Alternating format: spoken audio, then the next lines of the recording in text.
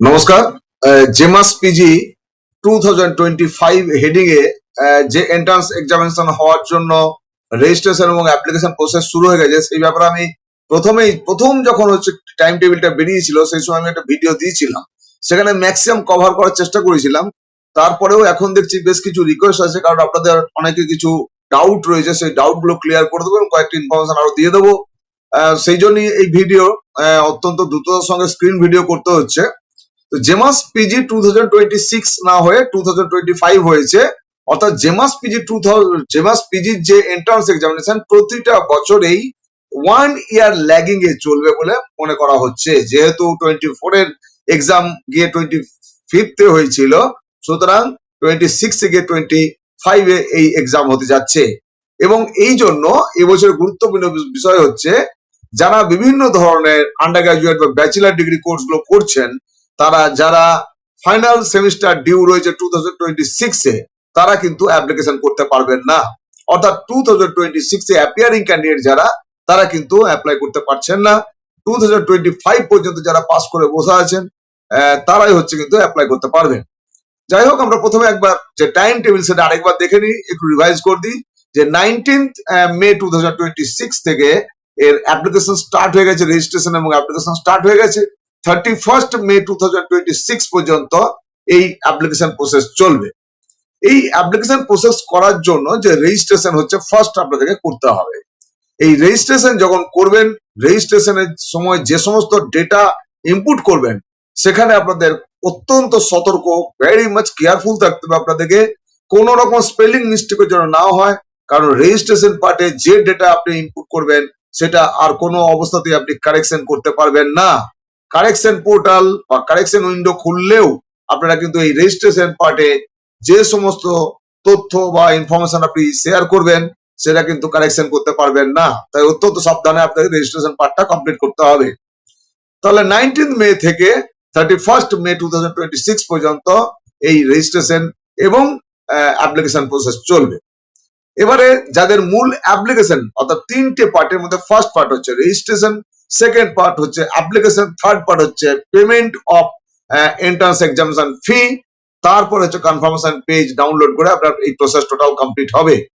তাহলে যে সেকেন্ড পার্টে যে অ্যাপ্লিকেশন করবেন, সেখানে যে সমস্ত ডেটা আপনি দেবেন, সেই ডেটা যদি কোনো ভুল ভ্রান্তি হয়, তার জন্য কারেকশন পোর্টাল খোলা থাকবে 2nd জুন থেকে 4th জুন 2026। এই তিনটে দিনে আপনারা গিয়ে আপনাদের অ্যাপ্লিকেশন পার্টের কোনো ভুল ভ্রান্তি থাকলে কারেকশন করতে পারবেন। নেক্সট হচ্ছে আপনাদের যে অ্যাডমিট কার্ড, অর্থাৎ ওএমআর বেসড এই যে এন্ট্রান্স এক্সামিনেশন হতে চলেছে, সেই এন্ট্রান্স এক্সামিনেশনের ডেট দেওয়া হয়েছে 5th জুলাই 2026। 5th জুলাই 2026 যখন এক্সাম হবে, ঠিক তার এক সপ্তাহ আগে 25th জুন 2026 থেকে 5th জুলাই 2026 পর্যন্ত আপনারা আপনাদের অ্যাডমিট কার্ড ডাউনলোড করতে পারবেন। দুটি গ্রুপ আছে, গ্রুপ 1 এবং গ্রুপ 2।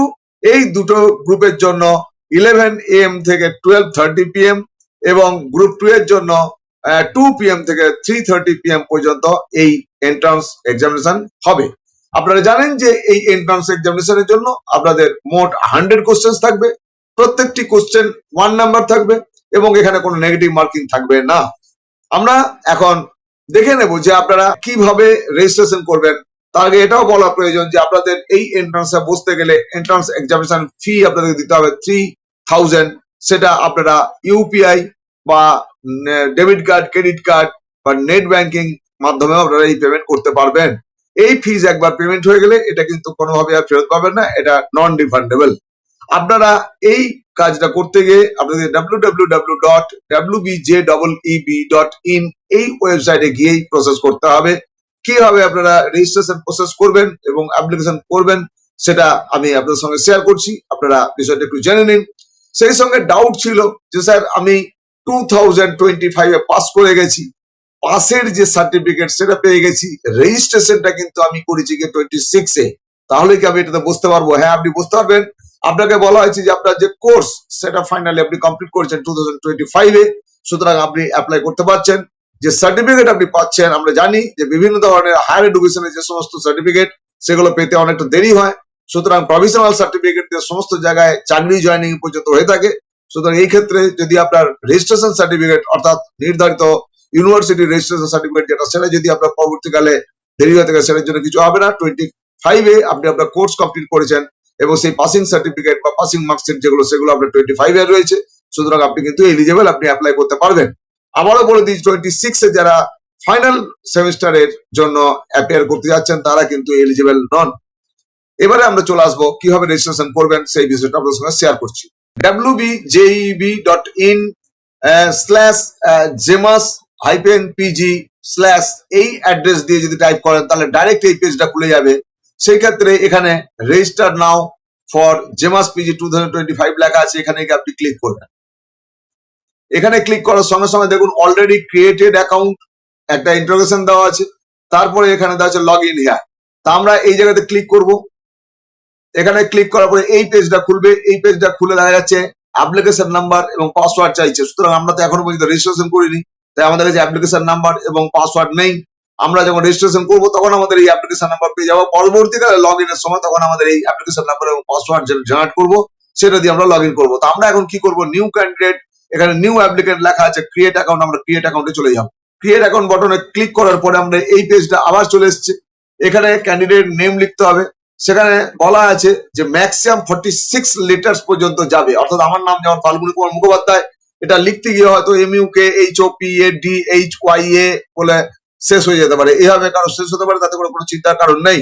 অন্যদিকে ফাদার্স নেম যখন লিখবেন তখন স্যালুটেশন দেওয়া দরকার নেই, অর্থাৎ লেট, মিস্টার, মিসেস, মিস, এসব কোনো স্যালুটেশন এখানে দেওয়ার দরকার নেই, ডক্টর, প্রফেসর কিছু দেওয়ার দরকার নেই, শুধু নামটা লিখবেন। তারপরে এখানে মাদার্স নেমের জায়গায় তাই একইভাবে কোনো স্যালুটেশন দেবেন না, মাদার্স নেম লিখবেন। নেক্সট হচ্ছে এখানে date of birth. Date of birth এখানে এই ক্যালেন্ডার আপনি ক্লিক করবেন, এখান থেকে পেয়ে যাবেন। এইভাবে আপনাকে ড্রপ ডাউন মেনু থেকে চেঞ্জ করতে হবে, কোন বছর কোন এই যে ইয়ারটা চেঞ্জ হবে, এখান থেকে ইয়ার চেঞ্জ করবেন, মাস দেবেন। দেওয়ার পরে যেই ক্লিক করবেন সঙ্গে সঙ্গে আপনাকে ডেটে চলে যাবে। নিজের নামের ক্ষেত্রে কোনো স্যালুটেশন কিন্তু দেবেন না। নেক্সট আসছে এখানে জেন্ডার। আপনি ড্রপ ডাউন মেনু থেকে জেন্ডারটা নিয়ে সিলেক্ট করে দেবেন। তারপরে আইডেন্টিফিকেশন টাইপ, অর্থাৎ আপনি কি ধরনের দেবেন, স্কুল আইডেন্টি কার্ড দিতে পারেন, ভোটার আই কার্ড দিতে পারেন, পাসপোর্ট দিতে পারেন, রেশন কার্ড উইথ ফটোগ্রাফ যদি থাকে দিতে পারেন, ক্লাস 10-এর অ্যাডমিট কার্ড উইথ ফটোগ্রাফ যদি থাকে দিতে পারেন, বা any other valid government identity card with photograph, অর্থাৎ আপনি আধার কার্ডও দিতে পারেন। কিন্তু তাহলে এখানে যেগুলো দেওয়া আছে, যাদের নাম্বার থাকবে এবং ফটো থাকবে সেই ধরনের যে কোনো ভ্যালিড ডকুমেন্ট দিতে পারবেন। সেই ডকুমেন্ট দেওয়ার সময় এখানে বলেছে আইডেন্টিফিকেশন নাম্বার, এই ঘরে গিয়ে আপনাকে সেই নাম্বারটা পুট করতে হবে। নাম্বার পুট করা হয়ে গেলে এবার আপনাকে পাসওয়ার্ড জেনারেট করতে হবে। পাসওয়ার্ড আপনাকে করতে হবে 8 to 13 ক্যারেক্টারের মধ্যে। এর মধ্যে থাকবে আপনার minimum 1 caps lock, 1 small, 1 numeric value এবং মিনিমাম 1 স্পেশাল ক্যারেক্টার। এই দিয়ে আপনাকে একটা পাসওয়ার্ড জেনারেট করতে হবে এবং সেটা হতে হবে 8 to 13 ক্যারেক্টারের মধ্যে।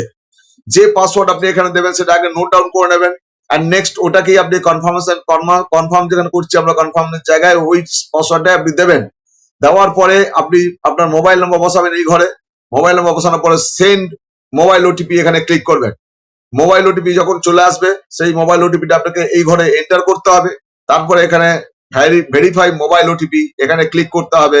ভেরিফিকেশন হয়ে গেলেই আপনার চলে আসবে সাকসেসফুল ভেরিফিকেশন। নেক্সট হচ্ছে আপনি ইমেল আইডি, আপনার একটি ভ্যালিড ইমেল আইডি এখানে বসাতে হবে। তারপর সেন্ড ইমেল ওটিপি আপনি এখানে ক্লিক করবেন। ইমেল ওটিপি ক্লিক করার পরে সেই ওটিপি যেটা আসবে ইমেল ওটিপি এই ঘরটা আপনাকে বসাতে হবে। তারপরে ভেরিফাই ইমেল ওটিপি আপনাকে করতে হবে, অর্থাৎ আপনি ইমেলটা খুললেই ওটিপিটা পাবেন। সেই ওটিপিটা এখানে বসানোর পরে আপনি ভেরিফাই ইমেল ওটিপি করবেন, সাকসেসফুল হয়ে যাবে। সাকসেসফুল হয়ে যাওয়ার পরে আপনাকে দিতে হবে এখানে ক্যাপচা কোড। এই ক্যাপচা কোড এখানে দেখতে পাচ্ছি ওটা 59 + 13, তার রেজাল্টটাকে আমাদেরকে বসাতে হবে এই ঘরটায়। সেখানে দেখতে পাচ্ছি আমরা যে 72 হয়ে যাবে। তো 72 এখানে বসাতে হবে আমাদেরকে, রেজাল্ট যেটা সেটা বসাতে হবে। বসানোর পরে এখানে কমপ্লিট স্টেপ 1 রেজিস্ট্রেশন এখানে ক্লিক করতে হবে। যেই এটা ক্লিক করবেন, ক্লিক করার পরে আপনাকে সেকেন্ড পেজে চলে যাবে যেখানে মূল অ্যাপ্লিকেশন পার্ট শুরু হবে।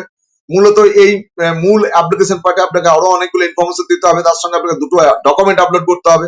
একটি আপনার passport size photograph, recent colour passport size photograph upload করতে হবে, যার সাইজ হতে হবে 10 to 200 কেবির মধ্যে এবং যেটি জেপিজি বা জেপেগ ফরম্যাটে আপনাকে আপলোড করতে হবে। অন্যদিকে আপনাকে আপনার একটি সিগনেচার আপলোড করতে হবে, সেই সিগনেচারের সাইজ হতে হবে 4 to 30 কেবির মধ্যে। এই দুটো ডকুমেন্টই আপলোড করতে হবে, বাকি অন্য কোনো কিছু আপলোড করতে হবে না। বাকি ইনফরমেশন যা সেগুলো শেয়ার করবেন। এটা শেয়ার হয়ে গেলে, সমস্ত কিছু হয়ে গেলে আপনার থার্ড পার্টে চলে যাবেন, পেমেন্ট করবেন। পেমেন্ট অপশনে গিয়ে যখন ক্লিক করবেন, পেমেন্ট চাইবে, আপনারা ইউপিআই মোডে গিয়ে পেমেন্ট করতে পারেন, বা ডেবিট কার্ড, ক্রেডিট কার্ড বা নেট ব্যাংকিং দিয়ে পেমেন্ট করতে পারেন।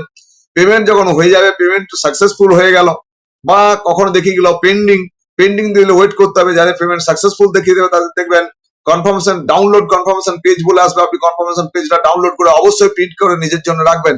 অন্যদিকে যাদের হচ্ছে আটকে যাবে, অর্থাৎ payment gate, SBI collected payment gate হয়ে যদি আটকে যায়, সেই ক্ষেত্রে কিন্তু আপনাকে 24 আওয়ার্স পর্যন্ত ওয়েট করতে হবে, এবং 24 আওয়ার্স পরে আপনি আপনার যে অ্যাপ্লিকেশন নাম্বার এখানে জেনারেট হবে, সেই অ্যাপ্লিকেশন নাম্বারটা অবশ্যই নোট করে রাখবেন। সেই অ্যাপ্লিকেশন নাম্বার এবং আপনি যে পাসওয়ার্ড দিলেন সেই পাসওয়ার্ড দিয়ে আপনাকে লগ ইন করবেন। লগ ইন করার পর দেখবেন আপনি লেফট হ্যান্ড সাইডে, উইন্ডোজটার লেফট হ্যান্ড সাইডে আপনার একটা পেন থাকবে, সেখানে লেখা থাকবে ডাউনলোড কনফার্মেশন পেজ। আপনাকে সেখানে ক্লিক করে আপনার যে কনফার্মেশন পেজ সেটা অবশ্যই ডাউনলোড করে আপনি প্রিন্ট করে নেবেন। এইটা হলো আপনাদের টোটাল প্রসেস। এর সঙ্গে বলি যে গত বছরে আমরা জানি যে ওবিসি কেস নিয়ে যেটা আটকে ছিল, এবছরও কিন্তু ওবিসি নিয়ে অনেক আমাদের একটা ধারণা আলাদা ছিল যে কি হবে, ওবিসির বিষয়টা উঠছে আবার। শুধু আমরা দেখতে পাচ্ছি একদিক থেকে কলকাতা হাইকোর্ট এবং হচ্ছে নবনির্বাচিত গভর্নমেন্টের পক্ষ থেকে তাদের ক্যাবিনেটের যে সিদ্ধান্ত হয়ে গেছে, সেখান থেকে আমরা জানতে পেরে গেছি যে 2010 পর্যন্ত যে ওবিসি লিস্ট ছিল সেই লিস্টটা ভ্যালিড। বাকি 77 নতুন করে যেটা অ্যাড হয়েছিল আফটার 2010 সেটা পুরোটাই ক্যান্সেল। সুতরাং 2010 পর্যন্ত যাদের ওবিসি লিস্টের নাম ছিল তারা ওবিসি তালিকাভুক্ত হবেন এবং আপনি ওবিসি সিলেক্ট করবেন। বাকি কিন্তু 10-এর পরে যারা, তারা কিন্তু ওবিসি সিলেক্ট করবেন না। এটা রইলো। আর ডোমিসাইল সার্টিফিকেট আপনাদেরকে যে পারফরম্যান্স, সেই পারফরম্যান্স যে ডোমিসাইল সার্টিফিকেট ইস্যু করতে হবে, আপনাদের যে অথরিটি, সেই অথরিটির কাছে নিতে হবে। ডোমিসাইল সার্টিফিকেট আপনারা অনলাইনেও অ্যাপ্লাই করতে পারেন। Government of West Bengal E district পোর্টালে গিয়ে আপনারা অ্যাপ্লাই করলে ডোমিসাইল সার্টিফিকেট আপনারা পেয়ে যাবেন। এই ডোমিসাইল সার্টিফিকেট বিশেষ করে যে সমস্ত রিজার্ভ ক্যাটাগরি, সেই রিজার্ভ ক্যাটাগরি সিটে পেতে গেলে, চান্স পেতে গেলে এই ডোমিসাইল সার্টিফিকেট অবশ্যই লাগবে। আশা করছি আপনাদের ডাউট অনেকটা ক্লিয়ার হয়ে গেল এবং আপনারা সযত্নে ফর্ম ফিল আপ করবেন। আগামী দিনে অন্য কোনো ডাউট থাকলে আপনারা আমাকে জানেন, হোয়াটসঅ্যাপ করতে পারবেন। আমার হোয়াটসঅ্যাপ নাম্বার ও কল নাম্বার হচ্ছে 9474187519। আজকে আপনাদের এই স্ক্রিন রেকর্ডিং ভিডিও শোনার জন্য বা থাকার জন্য অনেক অনেক ধন্যবাদ। প্রত্যেকে যত্ন করে ফর্ম ফিল আপ করবেন। দেখা হবে অন্য একটা কোনো ভিডিওতে। ততক্ষণ পর্যন্ত প্রত্যেককে শুভকামনা জানিয়ে আজকের এই ভিডিও শেষ করছি। ধন্যবাদ।